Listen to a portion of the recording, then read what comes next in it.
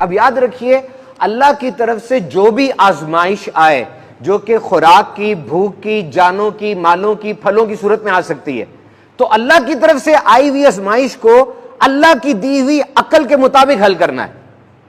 اور جیسے ہی آزمائش آئے، مشکل آئے، مصائب آئے، علام آئے، فوراً توجہ دینی ہے، فوراً توجہ دینی ہے. وسائل اکٹھے کریں، سوچیں کس سے مشورہ کرنا ہے، کیونکہ سوراخ سوئی جتنا ہوا ہے نا اس کو بند کر لو اس سے پہلے کہ بڑا شگاف آ جائے اور ریلا آئے پھر پانی کا.